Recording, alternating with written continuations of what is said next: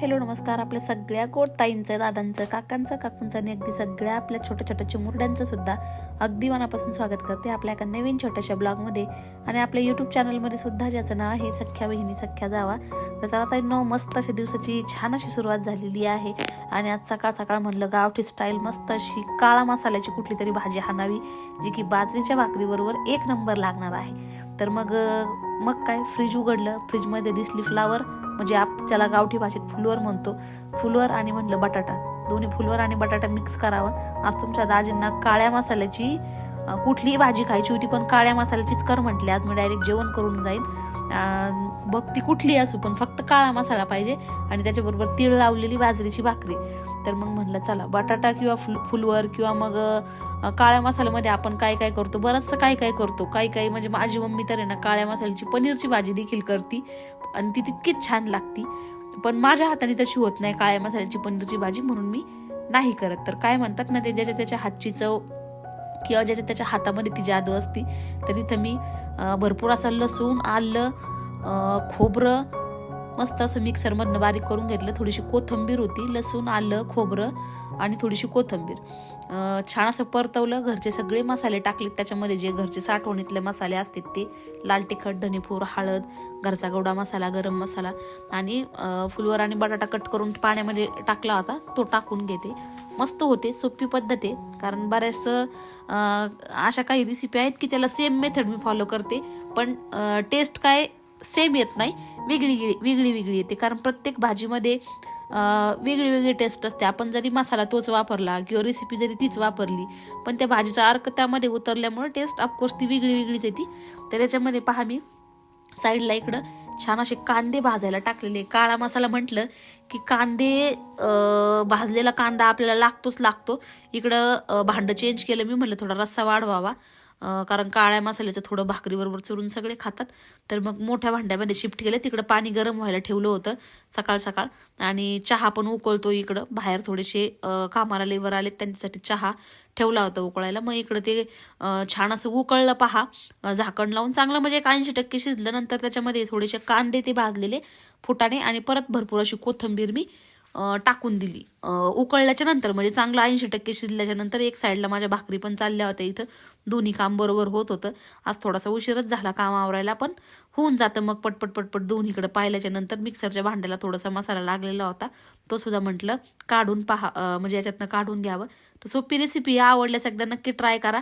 जे काळा मसाला खाण्यात इंटरेस्टेड आहेत किंवा काळा मसाला लवर आहेत, ते जसं तुमच्या दाजींसारखे, त्यांना फार आवडतो काळा मसाला. मग ती कुठलीही भाजी असो, पण काळ्या मसाल्याची भाजी त्यांना आवडतात. कारण त्यांची आजी जी होती ती, त्यांना पहिले लोक कसे पाट्यावरती वाटून घाटून त्या भाजीमध्ये, एकदम असं मिक्सरचं वगैरे काही लागत नव्हतं हो. सगळ्या त्यांच्या भाज्या पाट्यावर वंट्यावरती वाटूनच राहायच्या आणि ती भाजी कशीही केली तर ती तितकीच टेस्टी लागायची. मग कुठल्याही प्रकारातले बाजारातले त्याला मसाले नव्हते, फक्त लाल मिरची आणि लसूण याच्यामध्ये भाज्या बनवल्या जायच्या, पण त्या तितक्याच छान लागायच्या. बरंच कालपासून सगळा मेंटेनन्स चाललाय बघा आमचा. 4-5 टाईपचं खत येते.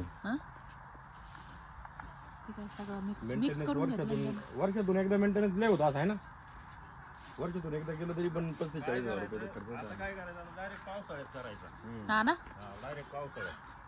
आमच्या माझ्या कुंड्यातल्या झाडांना पण टाकावं. सगळं आहे, तुमच्या कुंड्या बिंड्या सगळं, ते पोर्च मधल्या इंडोर प्लांट्स ते आतले इंडोर सगळ्यांना टाका, सगळ्यांना टाका. ह्या महादेवाच्या पिंडीच्या झाडाला टाका. याला कटिंग करा पहिली. याला चालणारच नाही, कुठलंही आता नाही कातीने तुमच्या कटिंग करा ना. पण ऐका ना, आता आहे ना, गेरू लावला का आता ओलं झालं, मग गेरू लावता यायचं नाही. नाही आता गेरू लावा आणि फुल पाणी सोडायला. नाही तर त्यांनी एखादं गेला पोटात तर मारायचं, एखादं तसं नको. मीठ किती पिशव्या टाकलं? दीड पिशव्या टाकली सगळ्याला. प्रत्येक नारळात टाकलं. बघ ते चिंट्या कसं जाऊन झोपलाय नारळात, आपलं याच्यात फणसाच्या झाडात. दीड पॅकेट, म्हणजे छोटी पिशवी का मोठी? छोटी, 1.5 किलो. प्रत्येक नारळाला टाकलं. प्रत्येक नारळाला 1.5-2 बाटल्या औषध टाकलेले. औषध 400 लिटर औषध केलं तयार. खडे मीठ ना, 400 लिटर औषध. आज दुपारून एक ब्याला टाकायचं. म्हणजे आता कीड नाही लागायची ना. मग आता मग फळ बिळ गळत होते ना आपले, ते येणार नाही, मोठी वाटते. म्हणजे नारळाचे झाड नारळ गळत होते, त्याच्यामुळे हे सगळं चाललेलं आहे. नारळ गळत होते आणि त्यानंतर पुढे जरा पुढची पडत येतात पावसाळ्यानंतर थोडा म्हणजे वर्षातून एकदा 40-50 हजार खर्च आहेच याला. तेवढा करावा लागतो. रेग्युलर 2 लेबर काम करतात ते. हा रेग्युलर पण 2 माणसं कामाला असतेच कुठं काय. तर झाडं काय सोपे नाही दिसायला, दिसतं फक्त लावणं सोपं आहे, पण त्याच्या मागचं मेंटेनन्स आणि त्याच्या मागची मेहनत खूप असते. चिंटू साहेब बघा इथं कसं थंड सावलीला येऊन झोपले. नाही त्याच्यामागे मेहनत आणि ते पैसे खर्च होतात, पण त्याच्यामागे खुशी लई असते ना. खुशी तर आहे, मग तेच ना, ते पैशाचं काही तिथं आपण हे नाही करू शकत. तुम्हाला मारायचंय का? इकडे मारा वाशी त्याच्या नाकात जाईन ते बघ. काय त्वचा बांधू त्यांच्या. कोंडून घ्या, स्वच्छ नका बांधू, कोंडून घ्या. खाल्लं तर व्हायचं अवघड. हा अनिल भाऊंला कोंडायला लावा त्यांना पहिले. आपल्या सगळ्या झाडांचा पहा सुंदर असं मेंटेनन्स झालेला आहे. सगळ्या झाडांना खतं वगैरे देऊन आणि हे अशा प्रकारचा गेरू प्रत्येक झाडाला लावण्यात आलेला आहे. बघा गेरू गंधक. तर आता हे का लावतात ते भाऊ सांगतील, का लावतात हे झाडांना. घेरू गंधक हा आपला उन्नी खोडकिडा नाही लागू म्हणून आपण ते घेरू गंधक ते लावून घेतो. खाली खतं बितं मुळ्यांना औषधं टॉनिक भेटत त्यामुळे. हे गेरू लावल्याचा फायदा, गेरू लावल्या फळाला बी पौष्टिक असतं ना ते. म्हणजे आता हा जो गेरू लावलेला आहे पहा, गेरू आपण पहा ते देवघरामध्ये पण टिपके देण्यासाठी तोच गेरू आहे ना. तो गेरू आहे, पण त्यात आपण गंधक हे औषध टाकतो पण तिने ना पौष्टिक झाड तयार होतं. म्हणजे किडा उन्नी म्हणजे जे आपले हे नारळ असे छोटे येऊन जळायचे ते जळणार नाही आता. तेच जळणार नाही, त्याच्यासाठी हे टाकलेलं आहे. तर घरगुती एखादं नारळाचं तुमचं झाड असं नारळ गळत असतील त्याचे येऊन असं फळ, तर त्याला तुम्ही असं खोडाला गेरू लावू शकता है ना. त्याच्यात काय टाकलंय? गंधक टाकले. खाली खोडाला टाकला ना गंधक, हा पांढरा मग गंधक हे गेरू मध्ये मिक्स करून लावून दिलं. ओके. जे झाडं असतात ना फुटलेली कीड लागलेली त्यात ते औषधं जाऊन मरून जाते, म्हणजे किडे लागत नाहीत. अच्छा, म्हणजे घरगुती पण करू शकता बाबा. एखाद 2 समजा नारळाचे झाडं तुमच्याकडे असतील आणि त्याला असा प्रॉब्लेम येत असेल किडे बिडे लागायचा, ते गेरूची पुडी 5-10 रुपयाला कुठं पण मिळते. कुठल्याही किराणा दुकानात आजकाल मिळते. देवघरामध्ये 5 जुने लोक गेरू कालवून देवघरामध्ये सगळीकडे अशी टिपके द्यायची, चुन्याची आणि गेरूची. तर मग तोच गेरू हा, त्याच्यामध्ये गंधक थोडंसं आणून तुम्ही असं करू शकता घरगुती. तर सगळ्या झाडांना लावलं ना आपल्या.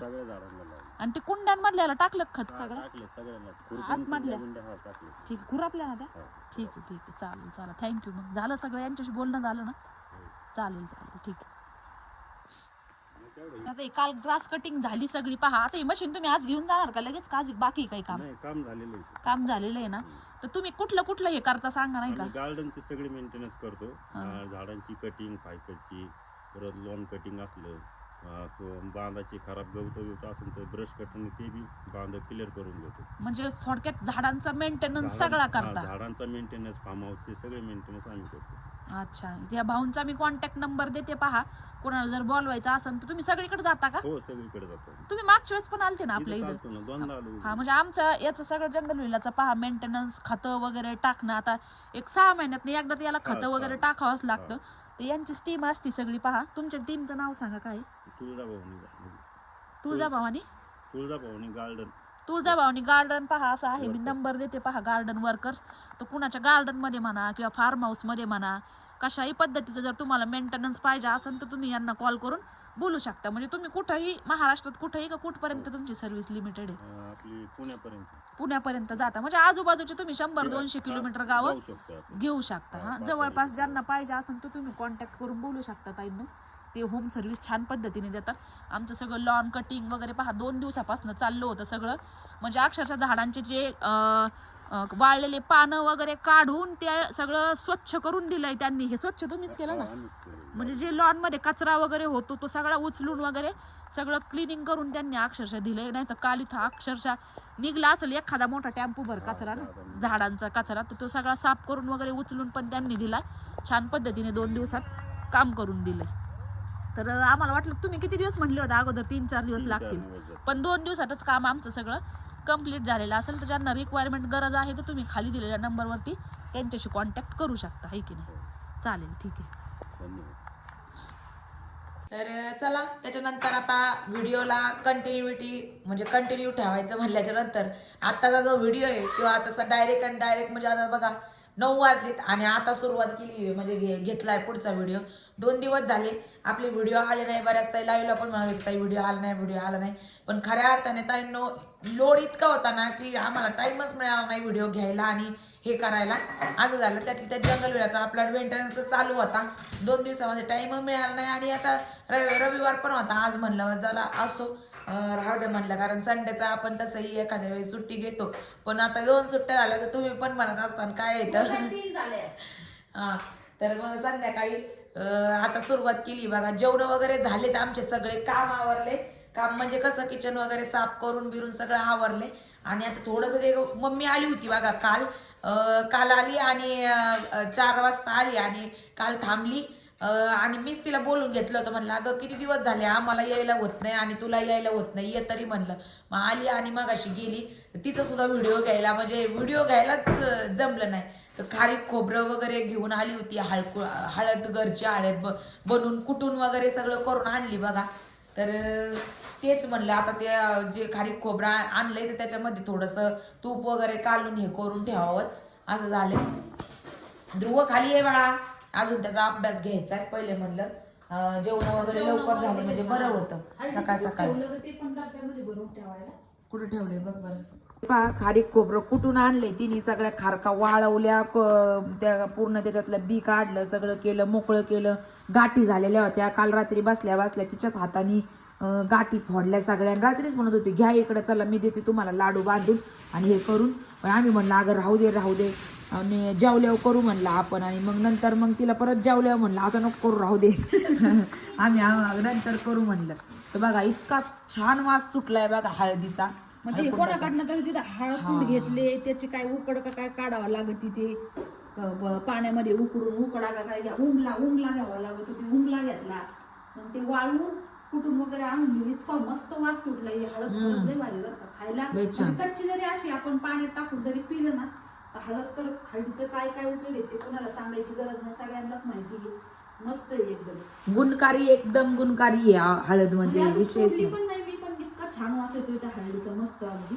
आणि आमच्या अगोदरची पण ताईने 2 वर्षापूर्वी आम्ही बनवूनच घेतली होती.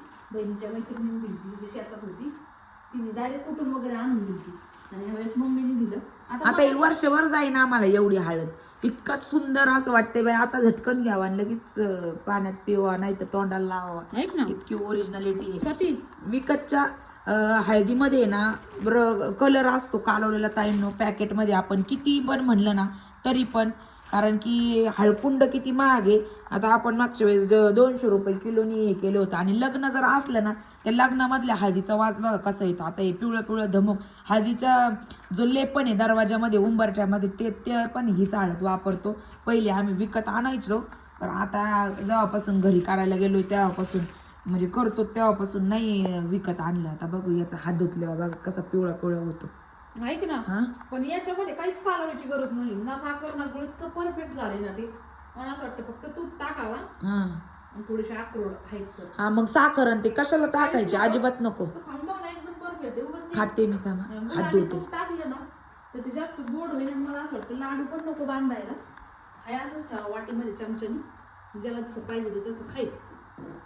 मग काय एकदम मस्त लागतंय ते असंच.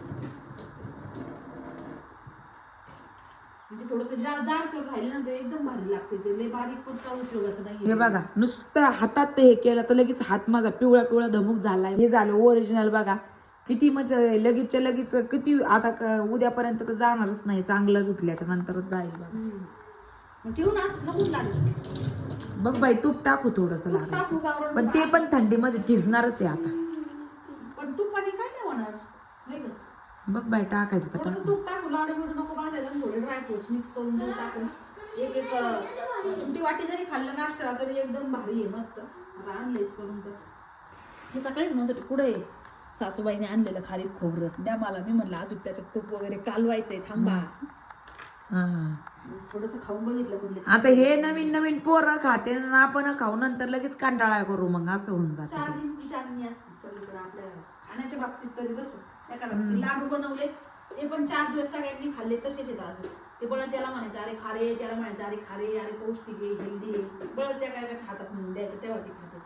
काही पण असू, मग दिवाळीचं फराळ असू किंवा काही असो 4 दिन की 4 दिन. चल मग टाकू थोडं तूप आणि ते. तर एक घास खाऊन बघितलाय मी आणि ताई म्हणली बघू तर अजिबात म्हणजे काही टाकायची जरूरत नाहीये. आणि हळदीचा मेन म्हणजे वास लागलाय त्याला, म्हणजे एकाच पिशवीमध्ये आणल्यामुळं तर ते आणखी त्याचा म्हणजे टेस्ट. मला तर असं वाटतं तुपा नको टाकायला पाहिजे. ते तुपाने पण आहे ना असं कशात हे होतं, असं जायचं खावा एकदम भारी लागू राहिले. हळदीचा जो वास लागलाय त्या हळदीच्या वासाने तर एकदम छान लागते. तर मग आता जाऊ दे भर ते डब्यात. का बरं वेगळं लागते कारण नंतर लक्षात आलं की हळदीचा वासाला लागला आणि त्याच्यामुळे एवढं भारी लागते. हळद कालाची थोडीशी एखादा नको हे एडीबिडी झाली काय तू. चला मग त्याच बी ठेवून आता डब्बा बघावा लागेल त्याला, डब्यात भरून ठेवू. लगेच डब्यात भरू. पोरं काय करते बघ बाहेर. अरे काय आहे तुमचं बघा आता हे रात्रीचं पतंग कुठं उडवीत असतील का कायची टेस्टिंग रे. हे बघा आता आज आहे ना लसूण परत इथं आज मम्मी आम्ही लाईव्हला होतो दिवसभर तर तिला करमलं नाही तर तिने सगळं घरातलं धान्य बाहेर आणलं, वाळवलं, ऊन दिलं, गव्हाचं ज्वारीचं दळणं केले 3-3 पायल्या दोन्ही, परत लसूण जुड्या काढल्या, त्या जुड्या मोकळ्या केल्या, मोकळा करून ठेवला लसूण, बरेचसे कामं केल्या. तिला म्हणलं अगं बाई तू बसायचं होतं कशाला केलं. तर असं आहे एकच दिवस आली तर सगळं आमचं कामाचा लोड हलका करून टाकला तिने. 3-3 पायल्या ज्वारी, 3 पायली ज्वारी, 3 पायली गहू, लसूण मोकळा करून. तर मग झाडू मारायला म्हणलं आता दिवाळी बत्तीच्या टायमाला राहावा तिने पण नाही पॉसिबल कारण ती पण जॉब करते, शाळेवर शिक्षिका. आणि असं वाटतं शनिवार रविवारी आपण ज्याचा त्याचा ज्याला त्याला काय म्हणतात ना संसार आणि प्रपंच ज्याला त्याला ओढ लागलेली असती जर शनिवार रविवार तरी येत जा बरं वाटतं का नाही ना. पण हा एवढा मोठा लोड सोडून जाता नाही येत ताईंना असं होतं. आणि शनिवार रविवार जरी आपण म्हणलं सुट्टी आहे काय नाही पण 8-12 दिवस एक्स्ट्रा काम घरामधले असतेच आणि ते करावाच लागत किती नाही म्हणलं लय वाईट वाटलं बाई. दिवसभर बसली काही ना काही काम करीत, दिवसभर काम करीत म्हणलं आज पण उद्या जात म्हणले नाही नाही नाही नाही जात. आणि आम्हाला बी म्हणत होते राज उद्या जा पण नाही. मी पण म्हणलं राहतीला उद्या सकाळ सकाळ दाजी नेऊन सोडते पण काय ऐकलं नाही. आणि काय म्हणतात ना दिवसभर बसली काम करीतच. आम्हाला टाइम नाही भेटला. आम्हाला परत 4:30-5 वाजले का ग खाली उस्तर. आणि मग तिथून पुढं मग लगेच गेली. मग मी तर लय फोर्स केला पण काय राहिली नाही. चला असो चला अभ्यास करायचा आता. बघा तर ती पतंग बघा आता पतंग बघतो. आज जरा थंडी कमी बर का म्हणजे बरं आहे वातावरण. नाही तर रोज अगं ती ज्वारी तिकडे निसून ठेवलेली तशीच तिने पाकडून सोंडे बिंडे काढलेली ते बघ झाकून ठेवलेली. मग ती उद्या परत घालायची तेवढीच आहे. आता सगळी चाळली आहे, सगळे सोंडे काढले. काय माहिती बाई कमून नाही लागले. काहीतरी लूज कॉन्टॅक्ट झाला असं वायर. 8 ते 9 बल्ब लागत नाहीत, बाकीचे सगळे लागलेत. आणि इथून पुढचे पण लागत नाहीत. एक साईडचे अर्धे बल्ब लागलेत फक्त. इकडच्या साईडचे तिथून पुढचे नाही लागलेल्या. लूज कॉन्टॅक्ट असन. काय झालं चिंट्याचं इकडे भोकाच काम चाललं काहीतरी दिसलं असन त्याला तिकडे डोंगराकडे असं झालंय ते. त्याला कपडे चला चला चला लवकर आता अभ्यास करायचा आणि झोपायचं. 1/2-1 तास अभ्यास करायचा आणि झोपायचं. चला आवरा. ए पतंग वालिया उठ. थांब बीम नाही. रात्रीचा दिवस उजाडला का काय तुम्हाला. उठा लवकर चला. ए चल रे तू बस अभ्यासाला. स्वेटर घातलं, सॉक्स घातले, हँड ग्लोव्स घातले, सगळं काढून फेकून दिलं, काहीच नाही ठेवलं. मला माहिती आलेत म्हणून. हे काय इथे एक आहे, इथे एक आहे. तिकडे वरती लई झुपके सकाळी तोड द्यावाला. मला माहिती होतं एक तोडलं होतं त्या दिवशी. मी पण एक तोडलं होतं पण एवढे आलेले मला माहित नव्हते. आणि ते रात्रीच उमलते सोन चाफायला. काय माहिती काय असं भारी वास बघू दे. आणि तुळशीच्या मंजुळा रात्री नाही हात लावायचं मला तुळशीला. रात्री हात नाही चला चला चला चला लई थंडी वाजली चला. तर चला ताईंनो मग आजचा व्हिडिओ इथंच थांबूयात. भेटूयात उद्याच्या व्हिडिओमध्ये. तोपर्यंत व्हिडिओ पाहिल्याबद्दल सगळ्या ताईंचे अगदी मनपूर्वक आभार मानतो. धन्यवाद सगळ्यांना. बाय.